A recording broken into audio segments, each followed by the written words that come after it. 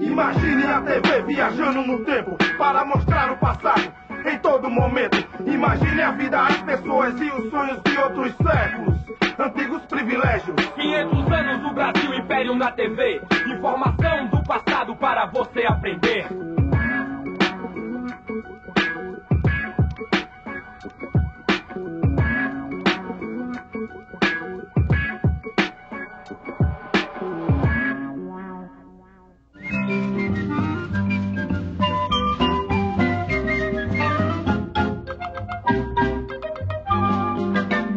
A violência marca o Brasil do século XIX.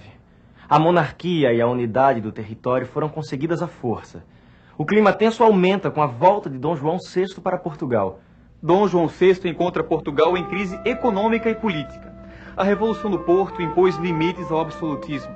Os deputados das cortes portuguesas estão elaborando a nova Constituição do país. As decisões em Portugal irão afetar o Brasil. Pela primeira vez, deputados brasileiros são eleitos e vão à corte em Portugal defendendo a igualdade entre os dois países. Igualdade entre Brasil e Portugal? Que ideia mais besta! Ainda bem que os deputados brasileiros são 1/3 dos portugueses. Não vão conseguir aprovar nada. Já pensou? Brasileiros em altos cargos controlando o comércio. Eles querem... Agitação! Não vê esses jornais? Falam até de independência. Cruz, credo! Não deviam ter acabado com a censura. As cortes de Portugal ordenam a volta do nosso príncipe regente. Sei que Dom Pedro I não irá. A campanha do nosso jornal é um sucesso. Temos umas 8.000 assinaturas pedindo que o regente fique no Brasil. Este abaixo assinado pede vossa presença no Brasil, Alteza. Várias províncias o apoiam. Temos que construir um grande império russo-brasileiro. Minha presença aqui interessa a todo o povo. Como é para o bem de todos e felicidade geral da nação, estou pronto. Ele fica! Ele fica! Ele fica! Ele fica! José Bonifácio defende a independência política do Brasil, mas como reino irmão de Portugal. A proposta consegue o apoio de uma parte da elite brasileira e agrada em cheio a Inglaterra. Como é essa história, Joaquim? Os ingleses têm uma antiga aliança com a dinastia dos Bragança. Ter membros da mesma família nos tronos de Portugal e do Brasil é muito bom para os britânicos. Mantém privilégios comerciais que dão lucros para a Inglaterra. Mas Lisboa queria continuar mandando no Brasil. As cortes enviavam ordens e ameaças. Destituíram os ministros. Anularam a convocação da Assembleia Constituinte. Ameaçam fazer uma guerra. Precisamos de defesa militar. Vamos reunir o conselho. O príncipe deve ser informado. Que foi? Vossa Alteza sente alguma dor? Notícias da corte, chalaça. Reúna meus homens. Está na hora do Brasil ficar independente de Portugal. E a independência foi proclamada. Rio de Janeiro, Minas Gerais e São Paulo aprovam o gesto de Dom Pedro. Em outras províncias, a situação é diferente. Quem explica é a correspondente Liana Muyemba. Na Bahia, grupos resistem à independência. Tropas leais a Portugal lutam contra brasileiros e aliados ingleses. Nas províncias do Ceará, Piauí, Maranhão e Pará, também estão acontecendo conflitos. Centenas de pessoas já morreram. Temos que pedir mais dinheiro emprestado à Inglaterra, chalaça. Precisamos de recursos para as batalhas. É confusão por toda parte. Vamos aprovar leis que fortaleçam o vosso governo. Será impossível um governo forte com essa Constituição que está sendo feita. Esses deputados querem diminuir o poder de vossa majestade. Vou dissolver essa Assembleia Constituinte e fazer a minha própria Constituição sem o dedinho desses deputados. Eles que façam leis no exílio. acaba de ser outorgada a primeira Constituição do Brasil, que adota o regime de monarquia constitucional, com muito mais poder para o imperador. A Constituição não agradou muitas províncias. Pernambuco, por exemplo, pegou em armas. O correspondente José Pereira entrevista um dos líderes do movimento, o jornalista Cipriano Barata. A Confederação do Equador foi um movimento separatista? Claro, e também republicano. Esse imperador é autoritário. Mesmo preso, o senhor escreve um jornal e tem sido um dos principais articuladores da Confederação, não é? Mas eu tive bons companheiros desse movimento. Nossa bandeira de luta foi independência, religião, união e liberdade. Todos sabem que as províncias não precisam mais dizer amém ao imperador. Queremos república, federação e o fim do tráfico de escravos.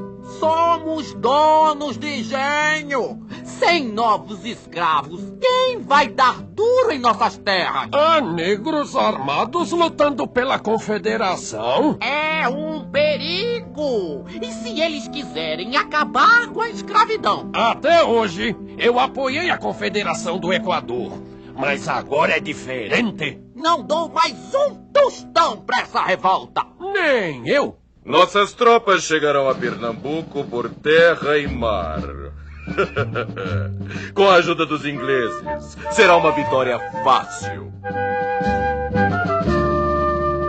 As tropas do imperador massacraram o povo. Ninguém tem coragem de enforcar esse frei! Chame a tropa! Fogo!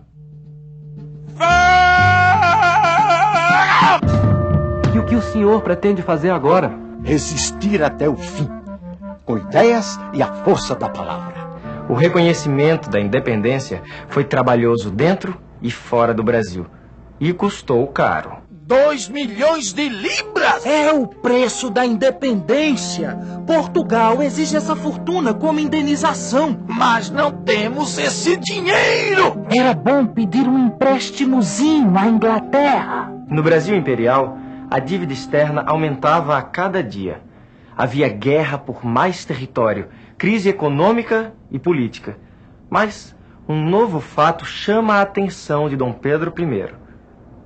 Joaquim Vaz. Em Portugal, a morte de Dom João VI gera uma disputa pelo trono. A briga entre os irmãos Dom Pedro I e Dom Miguel deixa os brasileiros insatisfeitos. Muito bem. Dom Pedro agora só pensa em colocar a filha no trono de Portugal. Não liga mais para o Brasil. Fala baixo, Bentinho. Mas tá no jornal. Viu no que deu? O Banco do Brasil faliu. Virgem Santíssima. Mataram o Líbero Badaró! Líbero Badaró escrevia críticas ao imperador neste jornal. O assassinato dele aumentou a oposição a Dom Pedro I. Mas a gota d'água foi um conflito entre portugueses e brasileiros. Para melhorar sua imagem, o imperador visita algumas províncias. A passagem por Minas Gerais é um fracasso. Dom Pedro I e a sua nova esposa, Dona Amélia, voltam ao Rio. Durante a festa de apoio ao imperador, os brasileiros afrontam o monarca. Na segunda noite de festa, portugueses atiram pela janela garrafas e cacos de vidro. Muita gente sai ferida. Vou embora para Portugal. O povo brasileiro não me quer mais aqui. Pode ir tranquilo, majestade. Obrigado, meu caro.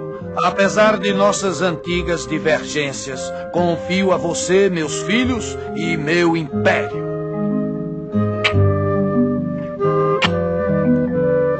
Foi estabelecida a regência trina até que o príncipe pudesse governar. O brigadeiro Lima e Silva foi um dos 3 regentes. O padre Feijó tornou-se um poderoso ministro. Não adianta reclamar, Bonifácio. A Câmara aprovou o meu projeto de lei. Foi um golpe! Eu sou o tutor de Dom Pedro de Alcântara! Era! A partir de agora, você é nosso prisioneiro! Guardas! Com o fim da regência trina, Padre Feijó se tornou o regente do império. Conflitos e revoltas começaram em todo o país. No Pará, aconteceu a cabanagem. Gente pobre, como esse tapuio que morava em uma cabana, deu nome ao forte movimento popular. A cabanagem reuniu índios, negros e mestiços numa luta contra o poder central. As tropas do Império são violentas demais. Elas querem acabar com a gente. Nós chegamos a colocar você como presidente popular do Pará. Criamos um governo independente, um governo dos cabanos. A gente não quer mais receber ordem de português rico, não. É isso mesmo. Enfrentamos uma epidemia de varíola. Perdemos Belém. Estamos sem o apoio de outras províncias, mas continuaremos nossa luta. Enquanto a cabanagem acontecia no Pará, no Rio Grande do Sul havia a Guerra dos Farrapos. Acompanhe com José Pereira. Diferente da cabanagem, no Rio Grande do Sul a briga é entre os ricos, donos de terra e gado, contra o governo imperial. Acompanhe. O sal espanhol é muito caro. Os escravos custam uma fortuna. Isso aumenta o preço do nosso charque. O governo não ajuda. O charque uruguaio paga 4% de impostos. E o nosso paga 25%. E mais imposto sobre nossas terras. O Rio Grande do Sul é a sentinela da fronteira. Merece consideração e respeito. Serão 10 anos de guerra entre os gaúchos e o Império. Os revoltosos proclamam a República Rio-Grandense. Depois de muitas batalhas, Bento Gonçalves é preso. Ao lado da esposa brasileira Anita, o italiano Giuseppe Garibaldi também participa da rebelião farroupilha. O casal viaja com os farroupilhas através dos Pampas gaúchos. Os rebeldes vão a Santa Catarina e proclamam a República Juliana. Mesmo preso na Bahia, Bento Gonçalves foi aclamado presidente do Rio Grande do Sul. Um ano depois, ele escapa. Era o que faltava para a queda de Feijó. O farrapo escapou por culpa do regente. Todas as revoltas são responsabilidade do Feijó. Ele acabou com a liberdade de imprensa. Ele quer libertar os negros. Está na hora de mandar esse Feijó passear. Eu renuncio. Feijó é substituído pelo senador Araújo Lima. O novo regente tem trabalho para conter as rebeliões. No Rio de Janeiro, a maioria achava que os conflitos na regência aconteciam porque o Brasil era um império sem imperador. Veja com a correspondente Liana Muyemba. Os liberais desejam Dom Pedro de Alcântara no trono, mesmo sem ter idade para assumir o governo. E o povo também. Queremos Dom Pedro II. Embora não tenha idade. A nação dispensa a lei. E viva a maioridade! Uma comissão de senadores e deputados liberais está com Dom Pedro de Alcântara no Palácio da Boa Vista, no Rio de Janeiro. Liderados por Antônio Carlos de Andrada, irmão do ex-ministro José Bonifácio, os liberais acabam de dar um golpe. Convenceram Dom Pedro a assumir o trono imediatamente. Dom Pedro, o senhor deseja assumir o cargo de imperador do Brasil com apenas 14 anos? Quero. Já? E qual será a primeira medida do seu governo? Será organizar meu novo ministério. Dom Pedro II continuou seus estudos e os liberais passaram a governar o país. Logo, o novo ministério caiu. Motivo? A Guerra dos Farrapos. O governo de Dom Pedro II perdoou presos políticos, inclusive os farroupilhas. Mas os rebeldes continuam em guerra. Acompanhe. Agora sim! Temos a nossa própria Constituição. Queremos é que o Brasil seja uma república federativa e as províncias tenham autonomia. E o dinheiro dos impostos no bolso dos rio-grandenses, tchê!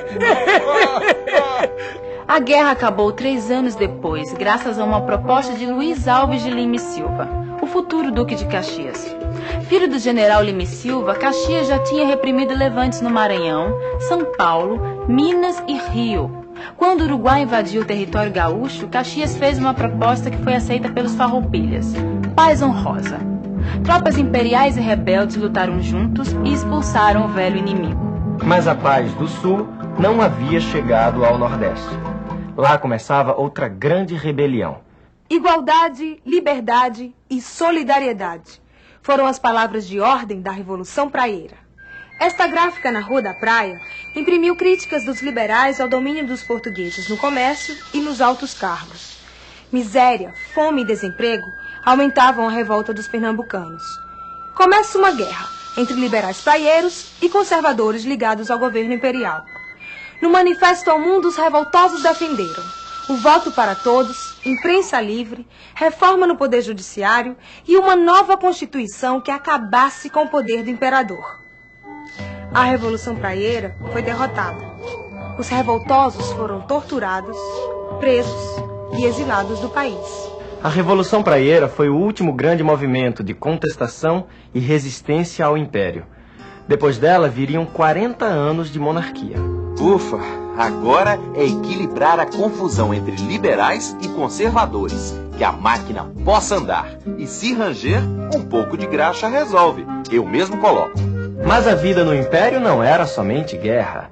No próximo episódio você vai conhecer uma outra face do país, o Brasil dos viajantes.